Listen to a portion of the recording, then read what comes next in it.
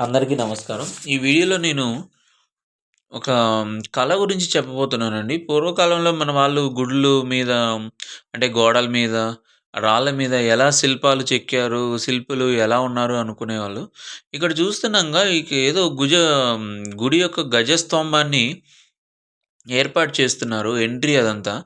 నాకిది యాక్చువల్‌గా తెలీదండి. మాకు తెలిసిన మా రిలేటివ్‌లోనే ఒక అన్నున్నారు.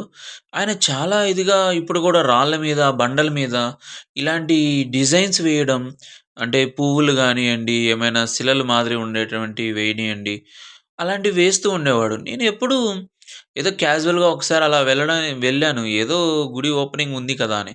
ఇక్కడ కనిపించాడు నాకాయన. "ఏంటన్నా నువ్విక్కడున్నావంటే" "దీనికి మనమే ఇవన్నీ రెడీ జేశాము. ఆ ధ్వజస్తంభం మీద బొమ్మలు అవన్నీ మనమే ఏస్తాము" అన్నారు.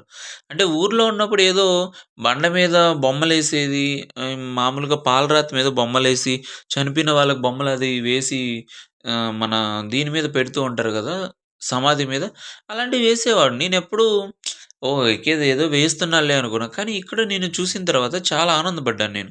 సో, ఇలాంటి వాళ్ళు మనకు తెలిసిన వాళ్ళు గూడా ఉన్నారా? ఎందుకంటే నాకు గుళ్ళల్లో గాని ఎప్పుడన్నా చిన్నతనంలో చూసినప్పుడు అబ్బా! ఇంత పెద్ద పెద్ద రాళ్ళు మీద ఎలా పైకెత్తి పెట్టేవాళ్ళు. ఇప్పుడంటే క్రేన్స్ అవి యూజ్ చేస్తున్నాం గానండి, పురాతన కాలంలో వాళ్ళు చాలా అరుదుగా మ రాతి కూసాలను గానియండి, పెద్ద పెద్ద స్తంభాలని ఎత్తి నిలబెట్టేసేవాళ్ళంట. అప్పుడు మనకు తాళ్ళు అనేటివి టెంకాయ తాళ్ళు అనేటివి ఉండేటివి వాళ్ళు. దాన్ని యూజ్ చేసేవాళ్ళు. ఇక్కడ చూడండి దాన్ని యూజ్ చేయడానికి క్రేన్‌తో యూజ్ చేస్తున్నాం. కానీ ఇంతకుముందు గుడులు, గోపురాల్లో పెద్ద పెద్ద రాళ్ళు అవన్నీ మన పెద్దవాళ్ళు చేతుల మీద నుంచి భుజాల మీద పెట్టుకొని ఎత్తి పైన పెట్టేసేవాళ్ళంట. ఇక్కడ చూడండి ఎంత బాగా ఆ రాయి మీద డిజైన్ చేశారు. ఇది మా అన్నయ్య చేశారు. నాకైతే చాలా ఆశ్చర్యమేసింది. ఇలాంటి వాళ్ళు ఇంకా మనకున్నారని. అంతే గాకుండా ఇక్కడ నిలబెట్టిన స్తంభాల మీద గూడా ఆ డిజైన్స్ చూడండి.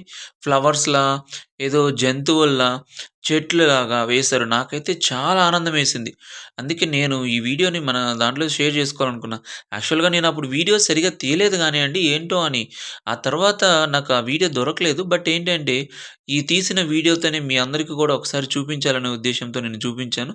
సో, ఇలాంటి కళలు ఎక్కడున్నా గానీ, మన వాళ్ళైనా, ఎవ్వరైనా గానీ దీన్ని మనం చాలా ఎంకరేజ్ చేయాలండి. ఎందుకంటే ఇలాంటి వాళ్ళు అరుదుగా దొరుకుతూ ఉంటారు. మీరు గూడా ఎక్కడన్నా దొరికితే ఎంకరేజ్ చేయండి. Thank you.